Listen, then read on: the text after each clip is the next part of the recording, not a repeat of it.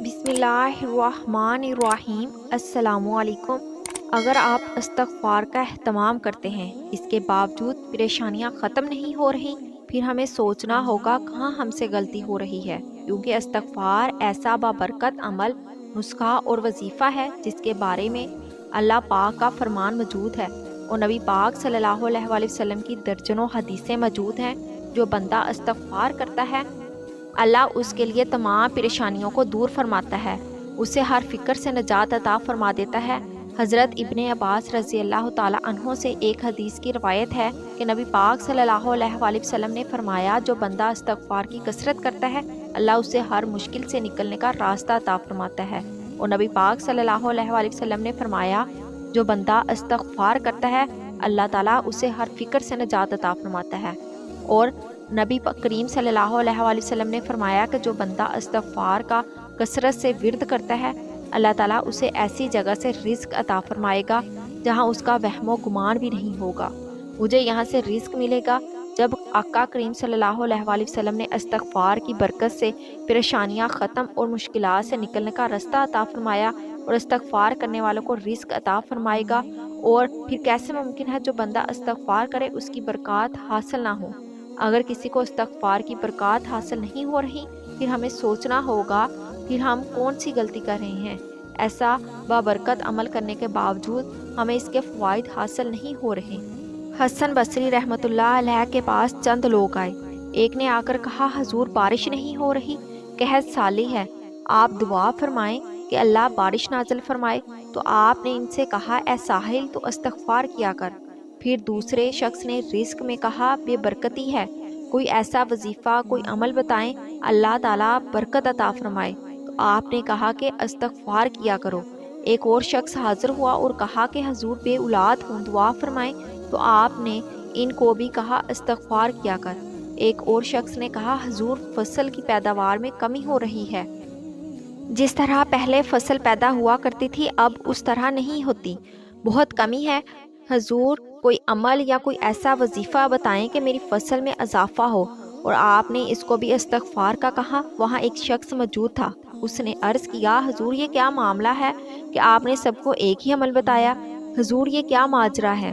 حضور نے اس سے کہا، اے سوال پوچھنے والے، کیا تو نے قرآن نہیں پڑھا؟ رب تعالیٰ کا قرآن میں ارشاد فرماتا ہے، اللہ تعالیٰ فرماتا ہے، گناہ بخشواؤ اپنے رب سے، بے شک بخشنے والا ہے۔ پھر فرماتا ہے وہ کثرت بارش نازل فرمائے گا۔ پھر وہ فرماتا ہے کہ تمہارے مال اور اولاد میں برکت ڈال دے گا۔ پھر وہ فرماتا ہے کہ تمہارے لیے باغات بنائے گا اور تمہارے لیے نہریں جاری فرمائے گا۔ تو اللہ قرآن میں ارشاد فرماتا ہے کہ جو استغفار کرے گا، اللہ اس کی اولاد میں برکت اور رزق میں برکت اور اللہ خشک سالی دور فرمائے گا۔ استغفار مصیبتوں پریشانیوں سے نکلنے کا بہترین وظیفہ ہے۔ اگر آپ استغفار کر رہے ہیں، اس کے باوجود آپ کی اس کے فوائد و ثمرات نہیں مل رہے، پھر سوچنا ہوگا کہاں غلطی ہے، کہاں کوتاہی ہو رہی ہے۔ تو شیطان نے کہا تھا، یا اللہ مجھے تیری عزت کی قسم، جب تک انسان کے جسم میں روح ہے میں اسے بہکاتا رہوں گا، صراط مستقیم سے ہٹاتا رہوں گا۔ تو اللہ نے کیا ارشاد فرمایا، اے شیطان مجھے بھی اپنی عزت و جلال کی قسم، بلند مرتبے اور رتبے کی قسم، جب تک میرا بندہ استغفار کرتا رہے گا اور توبہ کرتا رہے گا میں اسے بخشتا رہوں گا۔ یہ تو ایسا بابرکت عمل ہے، کوئی استغفار کرے اور اس کے فائد و برکات حاصل نہ ہو۔ حضور کریم صلی اللہ علیہ وآلہ وسلم کے ایک صحابی حضرت خزالہ بن زید رضی اللہ تعالیٰ عنہ فرماتے ہیں کہ نبی کریم صلی اللہ علیہ وآلہ وسلم کا ارشاد عالی شان ہے کہ بندہ اللہ کے عذاب سے محفوظ رہتا ہے، پریشانیوں سے دور رہتا ہے جب تک وہ استغفار کرتا ہے۔ تو اس حدیث سے کہ قرآن کریم کی آیات سے واضح طور پر اللہ اور اس کے پیارے حبیب صلی اللہ علیہ وآلہ وسلم نے استغفار کرنے والوں کے لیے جو خوشخبری سنائی کہ تم استغفار کرو، اللہ تمہارے لیے آسانیاں پیدا فرمائے گا، تمہارے رزق میں برکت ہوگی اور تمہاری مصیبتیں اور پریشانیاں دور ہوں گی، اور وہ بلاؤں سے اللہ تمہیں نجات عطا فرمائے گا۔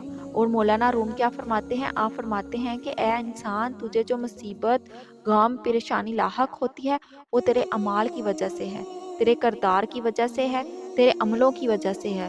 اور انسان جب تو دیکھے کہ تجھے مصیبتوں، پریشانیوں نے، بلاؤں نے، امراض نے گھیر لیا ہے، तो इस वक्त तो इस्तग़फ़ार की कसरत किया कर, फिर अल्लाह तुझे मुसीबतों से, बलाओं से निजात अता फरमाएगा। तो कसरत के साथ इस्तग़फ़ार करने वालों, इनकी खुशखबरियाँ हैं। अब कुरान ने और नबी करीम सल्लल्लाहु अलैहि वसल्लम के फरमान से साबित है कि इस्तग़फ़ार से आसानियाँ पैदा होती हैं और अल्लाह और इसके रसूल सल्लल्लाहु अलैहि वसल्लम का वादा झूठा नहीं हो सकता। कायनात इधर की उधर हो सकती है और अल्लाह और इसके रसूल का वादा झूठा नहीं हो सकता। क्या वजह है कि हम इस्तग़फ़ार करते हैं लेकिन इसके फ़वाइद और समरात नहीं मिल रहे? असल में हमारे अंदर कोताही है, हमारे अंदर कमी है। अक्सर लोग इस्तग़फ़ार करते हैं लेकिन 3 ऐसी गलतियां हैं जो अक्सर लोग करते हैं, गुनाह भी करते हैं और इस्तग़फ़ार भी करते हैं। गुनाहों को मुकम्मल तौर पर नहीं छोड़ते। ग़ीबत, सूद और लोगों का माल हड़प करना, ज़्यादतियाँ करना। तो क्या ऐसे में इस्तग़फ़ार फ़ायदा देगा?